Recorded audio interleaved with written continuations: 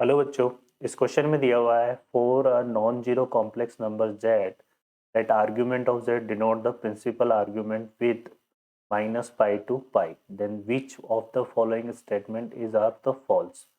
First statement में हमें दिया हुआ है, फर्स्ट जो दिया हुआ है हमें दिया हुआ है argument of -1 minus iota equal to pi by 4।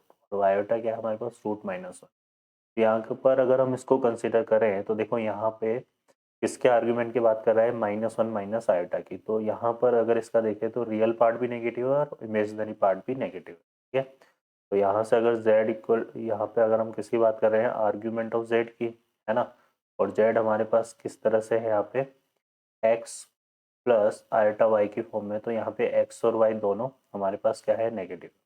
X और वाई दोनों नेगेटिव हैं, तो ये कौन से क्वाड्रेंट में लाई कर रहा है, थर्ड क्वाड्रेंट में। और थर्ड क्वाड्रेंट के लिए जो हमारे पास आर्ग्यूमेंट होता है वो डिफाइन कैसे होता है बच्चों, वो डिफाइन होता है माइनस पाई प्लस थीटा से। कैसे डिफाइन होता है, माइनस पाई प्लस थीटा से। यहाँ पे जो थीटा है, यहाँ पे जो थीटा है वो हमारे पास क्या हो जाएगा, tan inverse mode of y upon x. इस तरह से हम कंसिडर करते हैं। तो यहाँ से देखो क्या बनेगा, यहाँ पे y हो गया हमारे पास -1 और x भी क्या हो गया हमारे पास -1। तो -1 1 अपॉन, तो ये बनेगा हमारे पास, इसमें अगर हम बात करें किसकी, आर्ग्यूमेंट ऑफ -1 माइनस आयोटा की, तो ये बनेगा कितना, minus pi plus tan inverse 1/1। इस तरह से आएगा ये, है ना। तो ये कितना बनेगा बच्चों हमारे पास, ये बन जाएगा minus pi plus pi by 4, तो is equal to -3 pi by 4। तो यहाँ से अगर देखें तो ये क्या बोल रहा है, पाई बाई 4, तो ये हमारा क्या हो जाएगा, फॉल्स हो जाएगा। तो अकॉर्डिंग टू क्वेश्चन ये करेक्ट ऑप्शन हो जाएगा। सेकंड में चेक करते हैं, तो यहाँ पे F of T equal to दिया हुआ है argument of -1 plus iota T. तो यहाँ पे एफ को डिफाइन किया हुआ है -pi to pi. Further T किसको बिलोंग कर रहा है, आर को। तो ये बोल रहा है कि ये जो एफ ऑफ टी है ये क्या है, कंटिन्यूस फंक्शन है for all T belongs to R के लिए। तो यहाँ से अगर हम एफ ऑफ टी की बात करें, ठीक है, तो एफ ऑफ टी को अगर हम डिफाइन करेंगे यहाँ से, तो दो तरह से डिफाइन करेंगे। एक तो टी हमारे पास क्या होगा, लेस देन जीरो।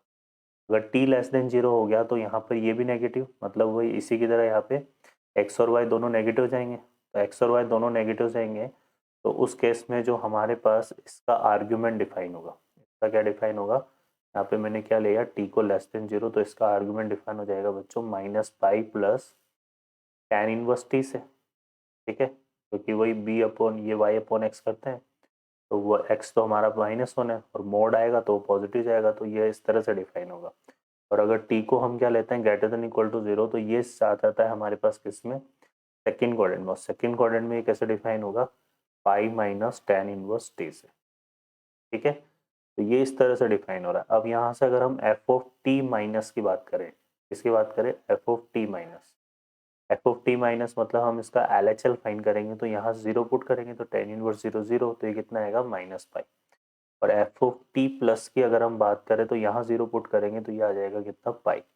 इसमें यहाँ पे क्या हो रहा है, L H L will be not equal to R H L. ये जो फंक्शन है यहाँ पे, ये कैसा फंक्शन है, टी इक्वल टू जीरो पे डिसकंटिन्यूस, और ये बोल रहा है continuous for all point of R. इस वजह से ये भी हमारा फॉल्स हो जाएगा। तो अकॉर्डिंग टू क्वेश्चन ये भी हमारा क्या होगा, करेक्ट आंसर होगा। ओके बच्चों, नाउ चेक द सी। सी में देखो क्या बोला हुआ है, argument of z1 upon z2 minus argument of z1 plus argument of z2 is an integer multiple of 2 पाई। तो यहाँ पे हमें बताया कि हम argument of z1 upon z2 को कैसे डिफाइन करते हैं बच्चों, argument of z1 minus argument of z2, और पीछे क्या ऐड करते हैं, 2n पाई आ जाता है। और फिर क्या लिखा हुआ है इसने, minus argument of z1 one plus argument of z2, ऐसा लिखा हुआ है। तो यहाँ पे ये कैंसिल हो गया और यहाँ पे ये कैंसिल हो गया, तो रिमेनिंग कितना बच रहा है बच्चों, 2n पाई। 2n पाई बच रहा है, तो इसका मतलब क्या हो गया कि ये जो रिजल्ट है हमारा वो क्या है, मल्टीपल ऑफ 2 पाई होगा। तो ये ट्रू स्टेटमेंट हो गया। तो अकॉर्डिंग टू क्वेश्चन ये क्या हो जाएगा हमारे पास, ये ऑप्शन हमारा आंसर नहीं बनेगा। नाउ चेक करते हैं डी को। तो डी में देखिए क्या दिया हुआ है, हमें बात करनी है for the distinct complex number z1 z2 z3, locus of z जो है वो इसको सेटिस्फाई कर रहा है, argument of z minus z1, अब z2 minus z3, z minus z3, z2 minus z1 equal to pi. और ये इसको रिफाइन कर रहा है, तो हम क्या बोल सकते हैं यहाँ पे कि ये जो z minus z1 into z2 minus Z3 upon Z minus Z3 और Z2 माइनस Z1, इस तरह से रिजल्ट है।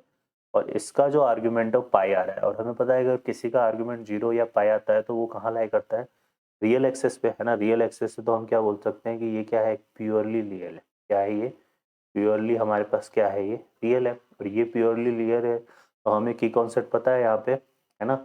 इस तरह से हम कंसिडर करते हैं Z4 minus Z1 upon Z2 minus Z3 और Z4 minus Z3 upon Z2 minus Z3। तो Z1 Z2 Z4 जो है वो क्या होता है, कॉन्साइक्लिक पॉइंट। या तो यहाँ पे Z और Z1 Z2 Z3 ये कैसे पॉइंट होंगे बच्चों, कॉन्साइक्लिक, कॉन्साइक्लिक पॉइंट होने। और ये कॉन्साइक्लिक पॉइंट है तो मतलब कहाँ लाई कर रहे हैं, सर्कल पे। तो हम यहाँ बोल सकते हैं कि जो लोकस ऑफ Z होगा वो क्या बनेगा, एक सर्कल बनेगा, न कि स्ट्रेट लाइन। तो ये भी हमारा फॉल्स स्टेटमेंट है, तो अकॉर्डिंग टू क्वेश्चन ये भी हमारा आंसर बनेगा। तो इसमें जो करेक्ट आंसर ऑप्शन होंगे वो A, B और D होंगे। ओके बच्चों, I hope you understand. Best of luck.